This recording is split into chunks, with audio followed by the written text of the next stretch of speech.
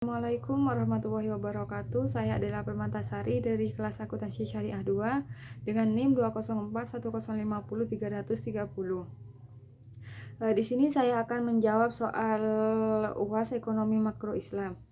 Nah, baik, saya langsung saja. Soalan pertama yaitu berikan contoh kebijakan fiskal dan moneter. Contoh kebijakan fiskal yang pertama menaikkan jumlah pajak dan jenis pajak. Yang kedua mewajibkan kepemilikan NPWP atau nomor pokok wajib pajak. Yang ketiga melakukan penghematan pengeluaran negara. Yang keempat melakukan pinjaman negara misalnya dengan mengeluarkan obligasi pemerintah.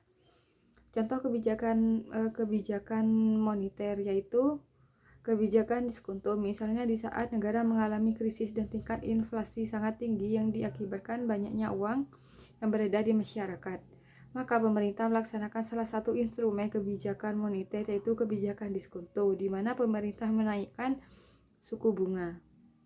Soalan kedua yaitu berikan contoh pertumbuhan ekonomi dan perkembangan ekonomi.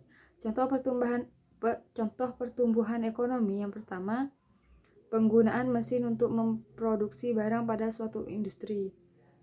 Dengan adanya mesin, maka jumlah produk yang dihasilkan akan lebih banyak dibandingkan produksi dengan cara manual. Seperti pada industri kue kering, dahulu adonan diaduk menggunakan tangan manusia. Namun sekarang adonan diaduk menggunakan mixer. Yang kedua, adanya perkembangan teknologi seperti software yang dapat meringankan pekerjaan manusia dan juga waktu yang dibutuhkan lebih singkat dalam melakukan kegiatan ekonomi. Seperti adanya ojek online yang memanfaatkan teknologi sebagai modal utama usahanya. Yang ketiga, banyaknya pabrik-pabrik manufaktur yang dibuka dan beroperasi seperti perusahaan manufaktur alat berat dan lain sebagainya. Selanjutnya, contoh perkembangan ekonomi yaitu meningkatnya pembangunan, meningkatnya harga barang. Soalan ketiga, jelaskan ukuran yang digunakan untuk mengukur kemakmuran masyarakat di suatu negara berdasarkan teori makroekonomi. Pendapatan nasional dan pendapatan per kapita memiliki hubungan yang searah dengan tingkat kemakmuran dan kesejahteraan suatu negara. Artinya, semakin tinggi pendapatan nasional dan pendapatan per kapita suatu negara, maka tingkat kemakmuran dan kesejahteraan negara tersebut akan semakin tinggi pula.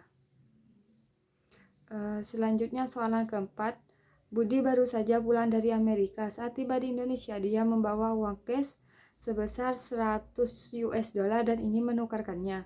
Berapa rupiah uang yang diterima Budi jika kurs jual adalah sebesar 15.500 dan kurs beli sebesar 15.000 rupiah? Jawabannya 83.716.000 rupiah.